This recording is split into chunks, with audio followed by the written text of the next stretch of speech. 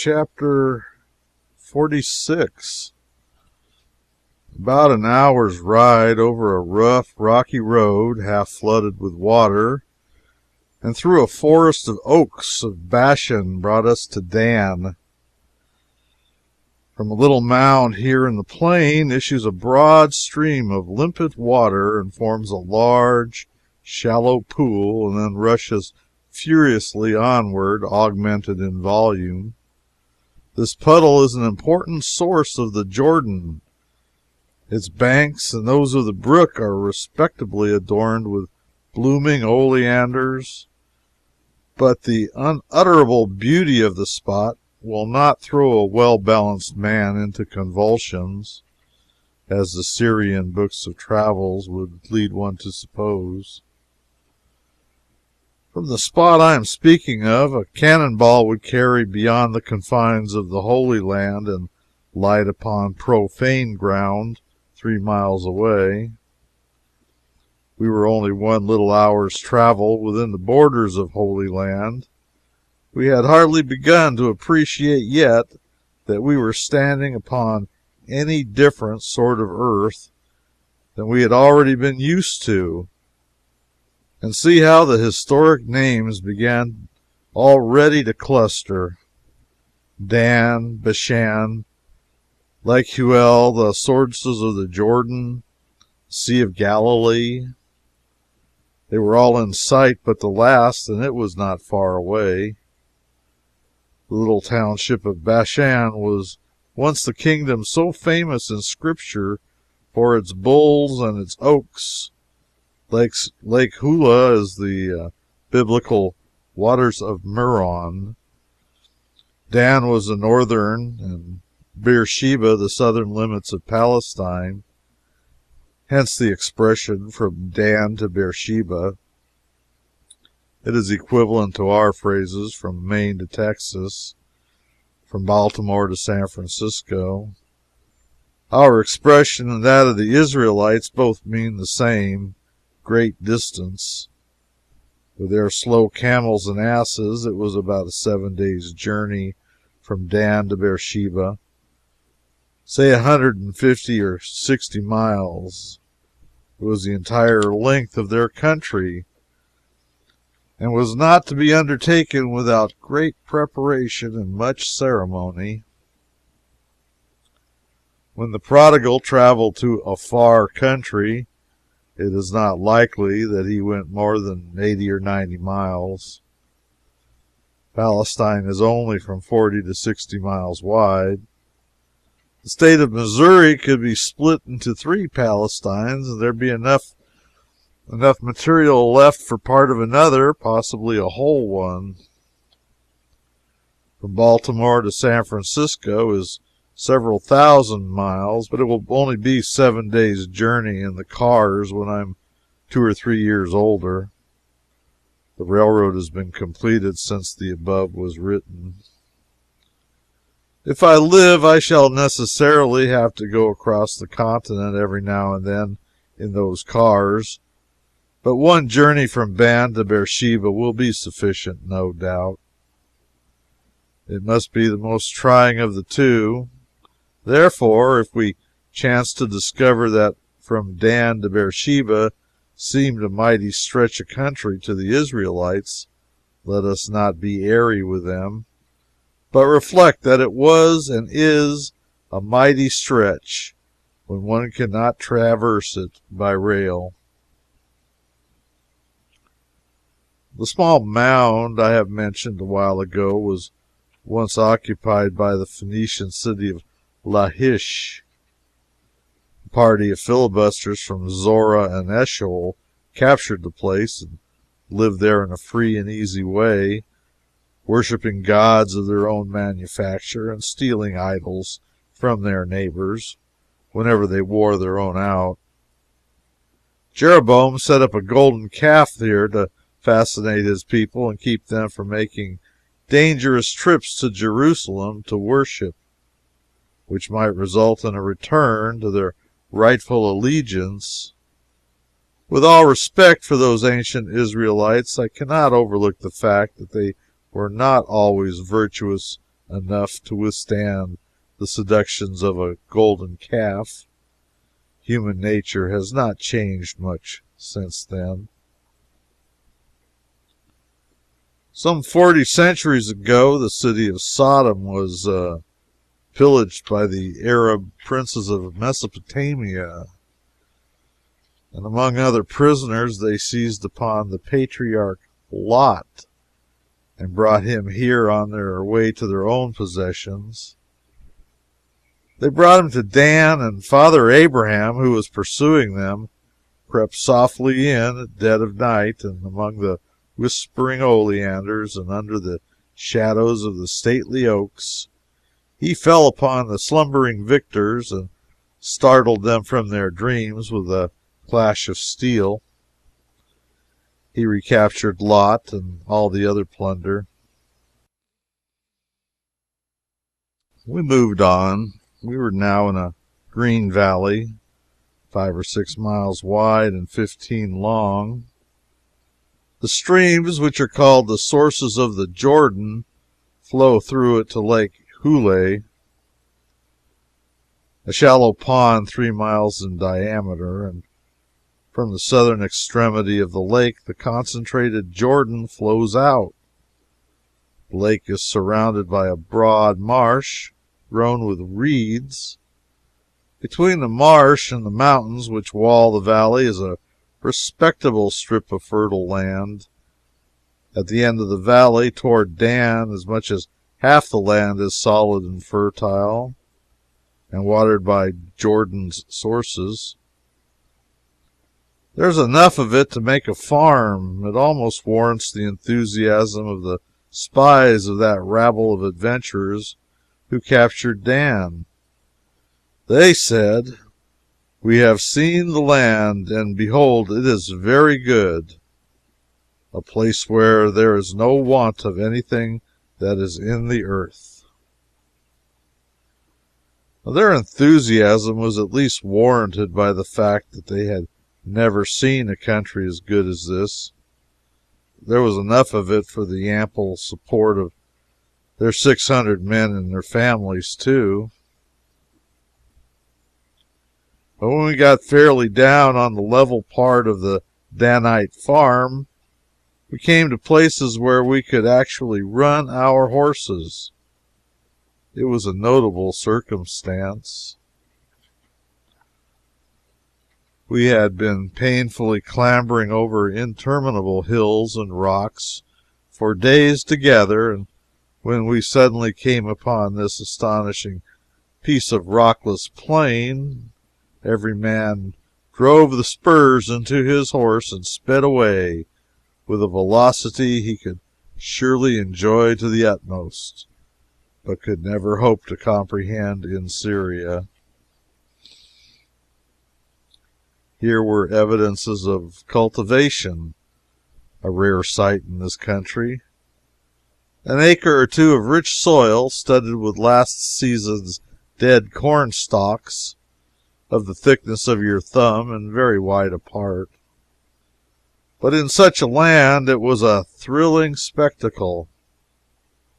Close to it was a stream, and on its banks was a great herd of curious-looking Syrian goats, and sheep were gratefully eating gravel. I do not state this as a petrified fact. I only suppose they were eating gravel because there did not appear to be anything else for them to eat. The shepherds that tended them were the very pictures of Joseph and his brethren, I have no doubt in the world. They were tall, muscular, very dark-skinned Bedouins with inky black beards. They had firm lips, unquailing eyes, and a kingly stateliness of bearing. They wore the parti-colored half bonnet, half hood, with fringed ends falling upon their shoulders, and the full flowing robe barred with broad black stripes, the dress one sees in all pictures of the swarthy sons of the desert. These chaps would sell their younger brothers if they had a chance, I think. They have the manners, the customs, the dress, the occupation, and the loose principles of the ancient stock. They attacked our camp last night, and I bear them no goodwill.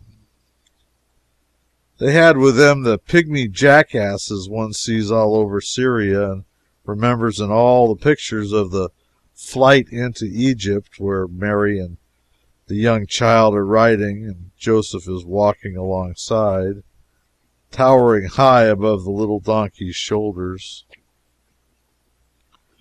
But really, here the man rides and carries the child as a general thing, and the woman walks.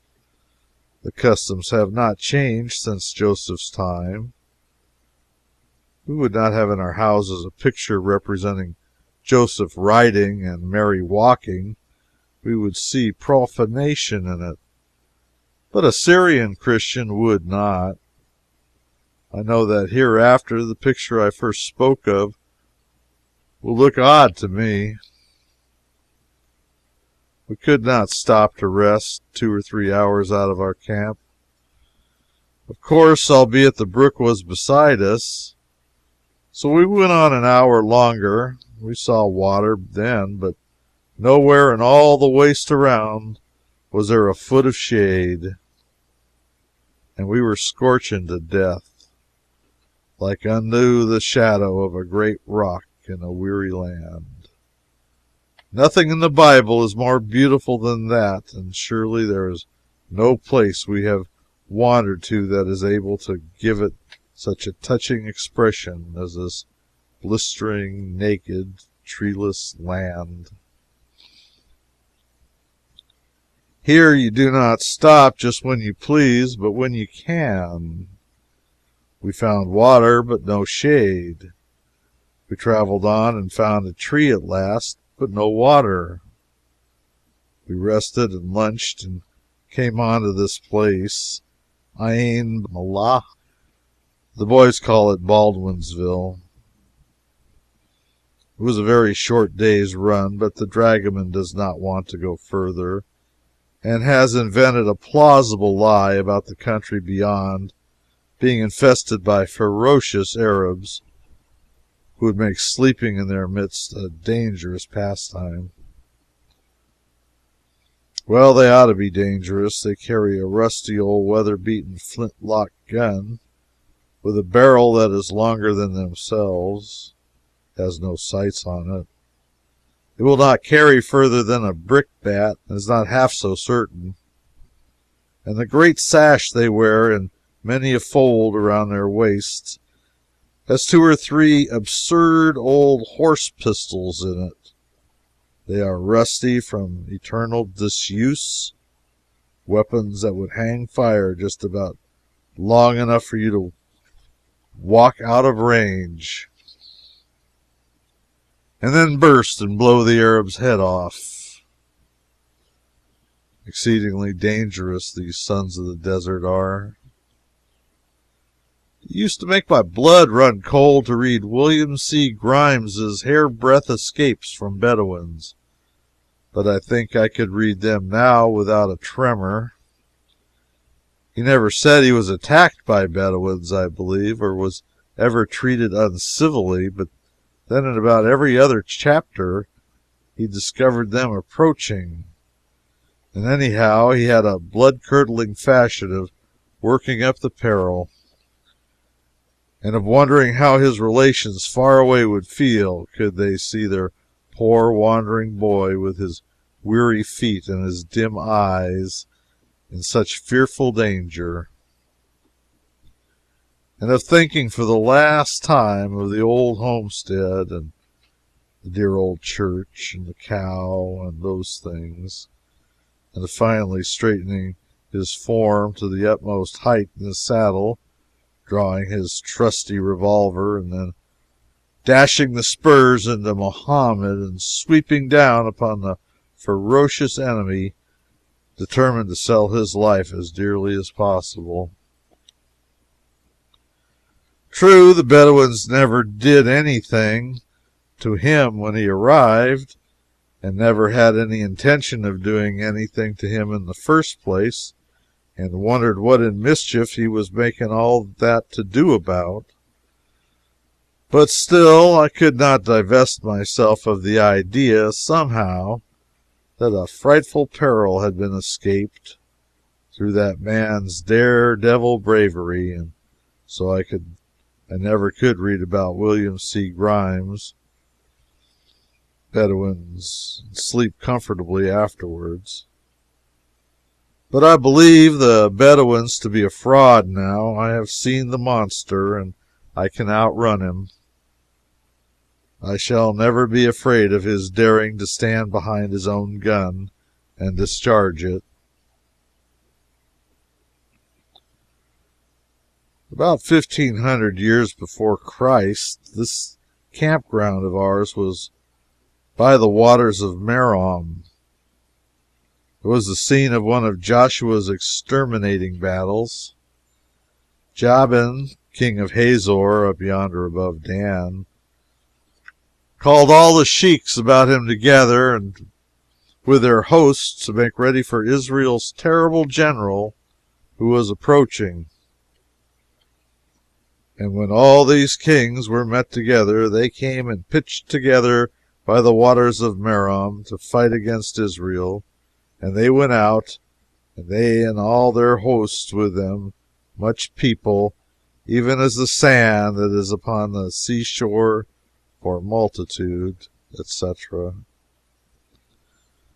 But Joshua fell upon them, utterly destroyed them, root branch. That was his usual policy in war. He never left any chance for newspaper controversies about who won the battle. He made this valley, so quiet now, a reeking slaughter pen. Somewhere in this part of the country, I do not know exactly where, Israel fought another bloody battle 100 years later. Deborah, the prophetess, told Barak to take 10,000 men and sally forth against another king, Jabin, who had been doing something. Barak came down from Mount Tabor, 20 or 25 miles from here, and gave battle to Jabin's forces, who were in command of Sisera. Barak won the fight, and while he was making the victory complete by the usual method of exterminating the remnant of the defeated host, Sisera fled away on foot, and when he was nearly exhausted by fatigue and thirst, one Jael, a woman he seems to have been acquainted with, invited him to come into her tent and rest himself. The weary soldier acceded readily enough, and Jael put him to bed. He said he was very thirsty, and asked his generous preserver to get him a cup of water.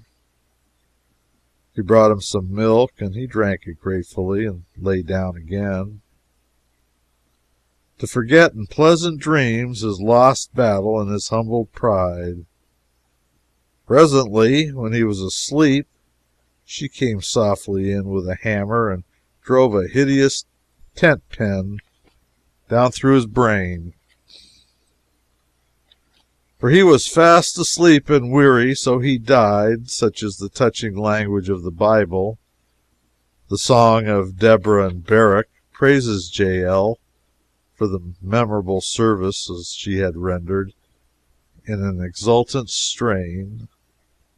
Blessed above women shall Jael, the wife of Heber the Kenite, be. Blessed shall she be above women in the tent. He asked for water, she gave him milk. She brought forth butter in a lordly dish. She put her hand to the nail and her right hand to the workman's hammer, and with the hammer she smote Sisera. She smote off his head when she had pierced and stricken through his temples. At her feet he bowed, he fell, he lay down. At her feet he bowed, he fell. Where he bowed, there he fell down dead. Stirring scenes like these occur in this valley no more.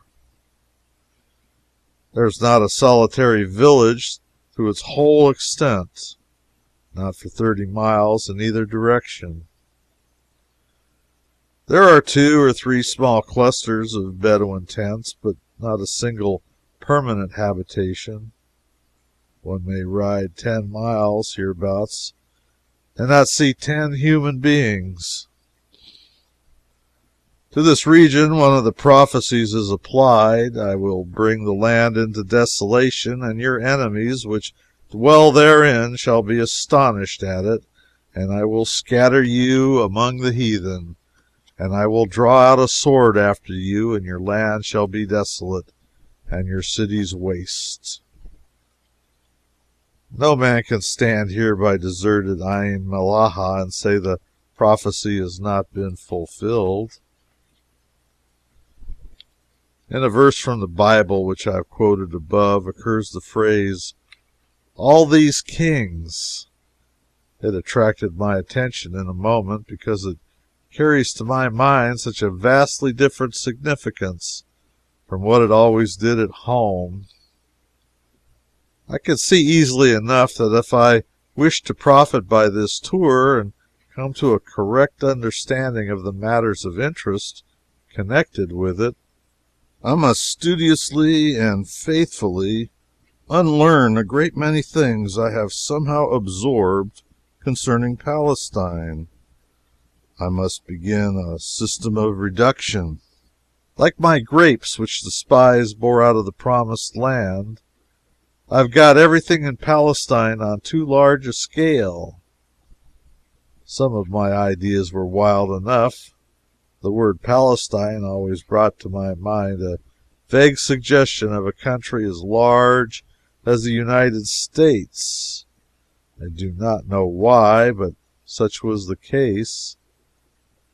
I suppose it was because I could not conceive of a small country having so large a history. I think I was a little surprised to find that the great Sultan of Turkey was a man of only ordinary size. I must try to reduce my ideas of Palestine to a more reasonable shape. One gets large impressions in boyhood sometimes, which he has to fight against all his life. All these kings, when I used to read that in Sunday school, it suggested to me the several kings of such countries as England, France, Spain, Germany, Russia, etc., arrayed in splendid robes ablaze with jewels, marching in grave procession with scepters of gold in their hands and flashing crowns upon their heads. But here in Ain Malaha, after coming through Syria and after giving serious study to the character and customs of the country, the phrase, "all these kings," loses its grandeur. It suggests only a parcel of petty chiefs, ill clad and ill conditioned savages, much like our Indians, who lived in full sight of each other and whose kingdoms were large when they were 5 miles square and contained 2,000 souls. The combined monarchies of the 30 kings destroyed by Joshua in one of his famous campaigns only covered an area about equal to 4 of our counties of ordinary size. The poor old sheik we saw at Caesarea Philippi, with his ragged band of 100 followers, would have been called a king in those ancient times. Well, it is 7 in the morning, and we are in the country. The grass ought to be sparkling with dew, the flowers enriching the air with their fragrance, and the birds singing in the trees. But alas, there is no dew here, no flowers, nor birds, nor trees. There is a plain and an unshaded lake, and beyond them barren mountains. The tents are tumbling, the Arabs are quarreling like dogs and cats, as usual. The campground is strewn with packages and bundles. The labor of packing them upon the backs of the mules has progressing with great activity. The horses are saddled, the umbrellas are out, and in 10 minutes we shall mount and the long procession will move again. The white city of the Allaha, resurrected for a moment out of the dead centuries, will have disappeared again and left no sign.